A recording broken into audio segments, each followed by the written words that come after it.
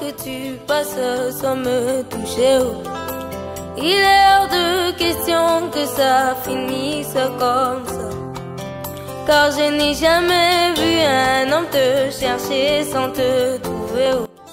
Car je n'ai jamais vu un homme te chercher sans te trouver. Je vais vous raconter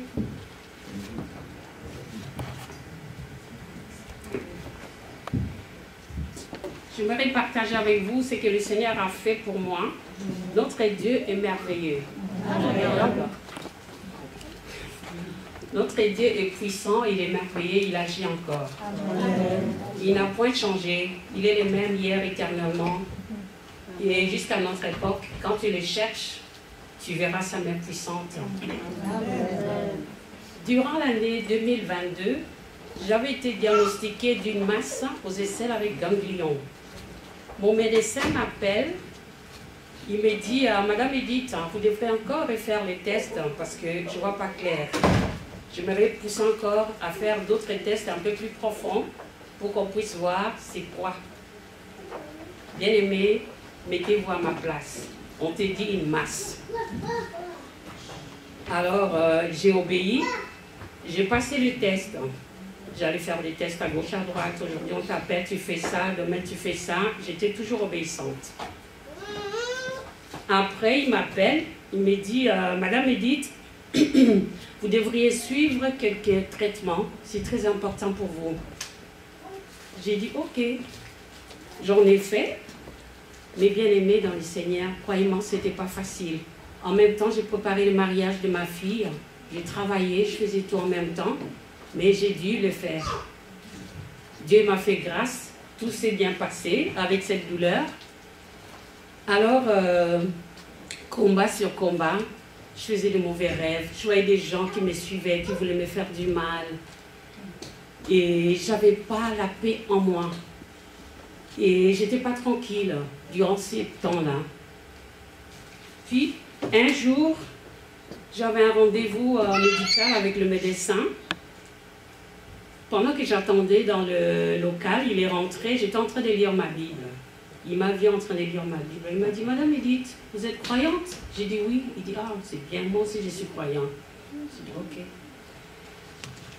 Quelques jours après, il m'appelle encore à passer d'autres examens, toujours obéissante. Je l'ai fait. Et puis après, un jour, je lisais... j'avais le regard sur le psaume 121. Je lève mes yeux vers les montagnes, d'où me viendra le secours. Les secours viennent que de l'Éternel qui a fait les cieux et la terre. Alors là, j'ai senti une paix en moi. Et puis en même temps, je me suis dit, je vais appeler les serviteurs de Dieu. J'ai appelé Papa Eddy. J'ai appelé Papa Eddy, j'ai expliqué la situation comme telle. Il a eu son temps, il m'a écouté, il m'a dit qu'on va passer à quelques séances de prière et puis de délivrance. J'allais avec ma fille, et puis Cédric, l'évangéliste, et Cédric était toujours là. J'en ai passé quelques séances de délivrance et de prière.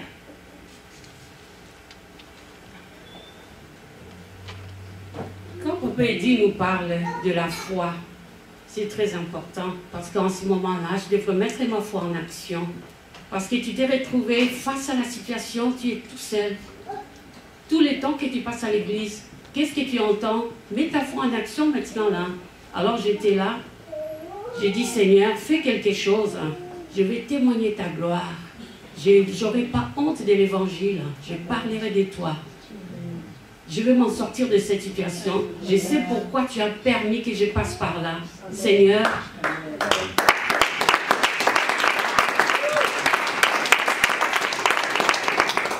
je dis, Seigneur, si réellement tu existes, tu vas agir à travers cette situation.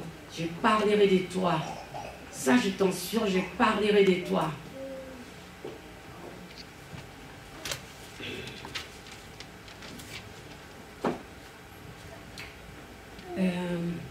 J'ai commencé à rappeler toutes les promesses que le Seigneur nous a promis dans la Bible. Oui, il a un plan merveilleux pour nous. Il veut que son souhait, que nous puissions prospérer à tous égards et que nous soyons en bonne santé. Je dis, Seigneur, voilà tes promesses que tu nous as promis. La parole me dit que tu n'es pas un Dieu de menteur. Quand la parole de Dieu sort, elle agit toujours. Seigneur agit puissamment à travers cette parole. J'ai rappelé à Dieu toutes les promesses qu'il nous a promis dans la parole. J'ai dit, Seigneur, augmente ma foi. En même temps, j'allais toujours au rendez-vous. J'obéissais toujours. Et j'ai continué toujours la prière avec Papa Eddy.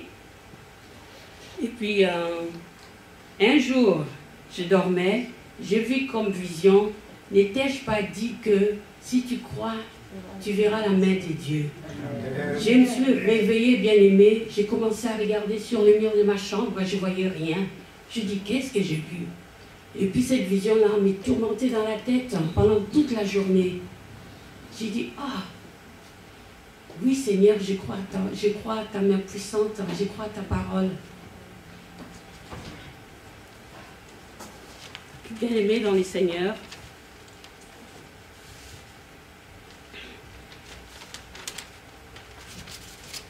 en même temps, je faisais que des rendez-vous, des rendez-vous, des rendez-vous, des rendez-vous. Alors, prochain rendez-vous, on m'appelle. Madame Edith, vous devrez encore repasser les tests. J'en ai fait tellement beaucoup. À un moment donné, je dis, ah, j'y vais ou j'y vais pas? Il y a un esprit qui me dit, vas-y toujours, obéis. Vas-y, je serai avec toi. Et on continue toujours la prière et puis Papa dit, me soutenez toujours beaucoup. Papa dit que le Seigneur vous bénisse abondamment.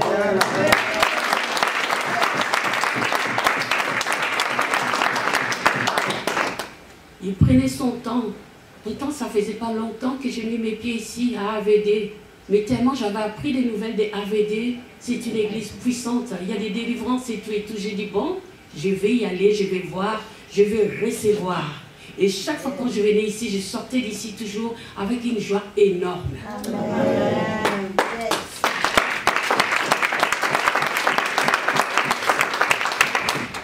Bien aimé dans les Seigneurs, j'ai compris une chose dans les Seigneurs. Rien n'est impossible à Dieu. Amen. Il suffit de mettre ta foi, tu verras, il agira. Amen. Il n'est pas un Dieu des morts, il est un Dieu puissant. Amen. Le diable est un menteur, il s'est trompé d'adresse. On m'appelle encore, je repasse le test quelques temps après. Ils m'ont rappelé, le premier rendez-vous, j'avais manqué l'appel du médecin. Ils ont insisté. Je suis partie encore, le médecin me dit, Madame Edith, j'ai une bonne nouvelle pour vous, votre Dieu est puissant, il vous a guéri. Je n'ai rien à faire.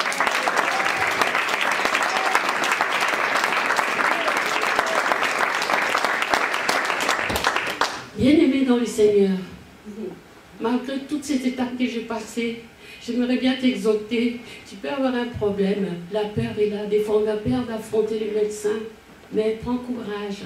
Va au nom de Jésus, mets ton Dieu en action, tu verras, il agira, il t'accompagnera.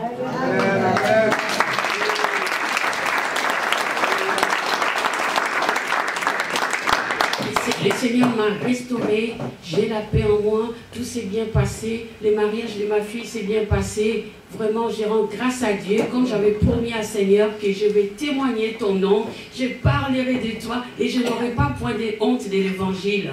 Merci beaucoup pour votre attention. Merci.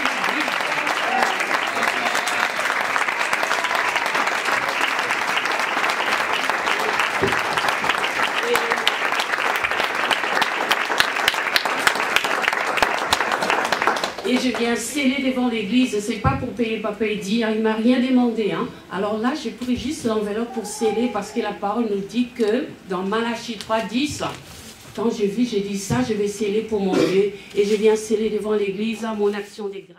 Aujourd'hui, c'est mon jour.